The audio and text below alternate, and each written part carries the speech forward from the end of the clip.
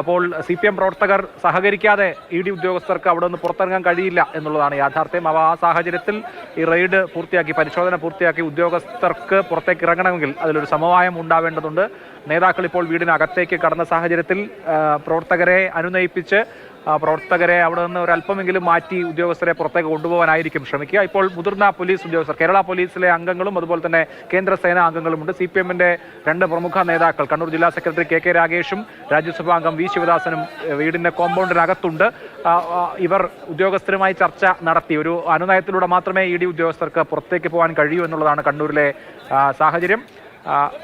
അത് എങ്ങനെ, ഏത് നിലയ്ക്കാണ് നേതാക്കൾ അവിടെ എന്ത് തീരുമാനമെടുക്കുന്നു എന്നുള്ളതാണ് ഈ വരുന്ന നിമിഷങ്ങളിലെ ഏറ്റവും പ്രധാനപ്പെട്ട കാര്യം. വിജയൻ, റെയ്ഡ് അവസാനിച്ചു, പരിശോധനകൾ പൂർണ്ണമായി അവസാനിച്ചു എന്ന് ഉറപ്പിക്കാമോ?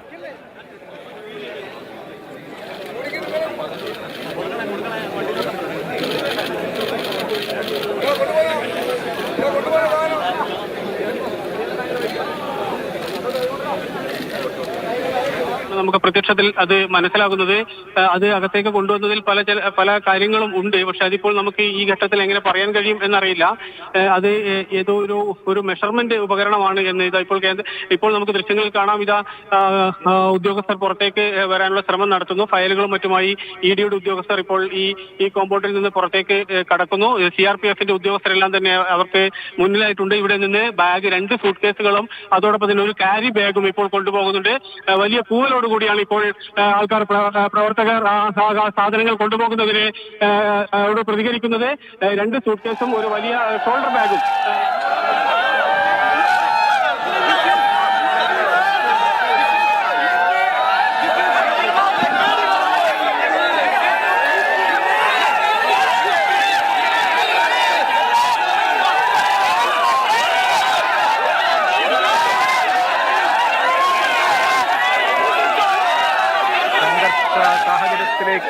പോവാം. CRPF ഉദ്യോഗസ്ഥരുമായി ഒരു ഇപ്പോൾ ഉദ്യോഗസ്ഥരെ സുരക്ഷിതമായി പുറത്തെത്തിക്കുക എന്നുള്ളത് നേതാക്കൾ കൂടി വിചാരിച്ചാലേ നടക്കൂ. ഏതാണ്ട്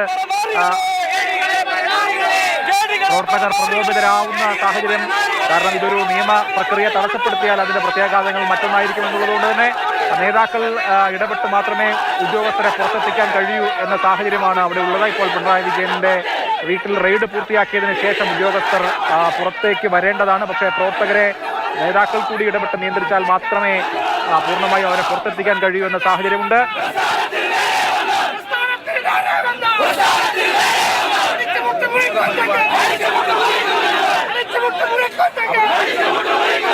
പ്രകോപനപരമായ മുദ്രാവാക്യങ്ങൾ പ്രവർത്തകർ ഉയർത്തുന്നുണ്ട്. കണ്ണൂരിലെ റെയ്ഡ് അവസാനിച്ചിരിക്കുന്നു. പക്ഷേ റെയ്ഡ് നടത്തിയ ഉദ്യോഗസ്ഥർക്ക് പുറത്തേക്ക് ഇറങ്ങാൻ കഴിയുന്നില്ല. ഒരു സംഘർഷ സാഹചര്യം ഉണ്ടാവാതിരിക്കുക എന്നുള്ളത് CPM നേതൃത്വവും കൂടി കരുതുന്നുണ്ടെന്ന് വിചാരിക്കണം. കാരണം CPMന്റെ നേതാക്കൾ, പ്രത്യേകിച്ച് ജില്ലാ സെക്രട്ടറി KK രാഗേഷ് അടക്കമുള്ള ആളുകൾ ആ കോമ്പൗണ്ടിനകത്തുണ്ട്. അപ്പോൾ പോലീസുമായി ഒരു ധാരണ ഉണ്ടാക്കി, കേന്ദ്ര സേനാംഗങ്ങളുമായി ധാരണ ഉണ്ടാക്കി മാത്രമേ പുറത്തേക്ക് ഇറങ്ങാൻ കഴിയൂ. പ്രവർത്തകർ പ്രകോപിതരായാൽ സംഘർഷാന്തരീക്ഷം ഉണ്ടാകും.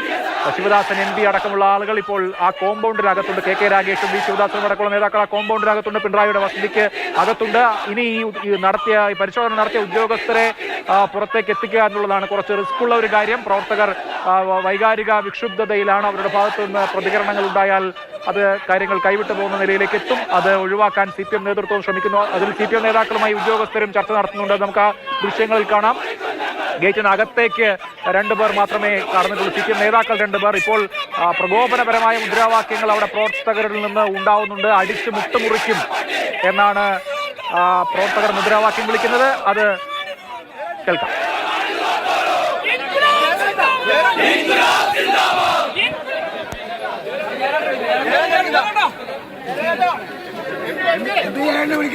CPM പ്രവർത്തകർ ഗേറ്റിന് വെളിയിൽ തന്നെ തടിച്ചുകൂടി നിൽക്കുകയാണ്. അവരോട് നേതാക്കൾ പിറകോട്ട് മാറാൻ ആവശ്യപ്പെട്ടാൽ മാത്രമാണ് ഉദ്യോഗസ്ഥരെ അവിടെ നിന്ന് ഇറക്കി സേഫായിട്ട് വണ്ടിയിൽ കയറ്റാൻ കഴിയുക. നേതാക്കളുടെ ഇപ്പോൾ P. ജയരാജനും MV ജയരാജനും ഇപ്പോൾ ആ വീടിനകത്തേക്ക് വരികയാണ്.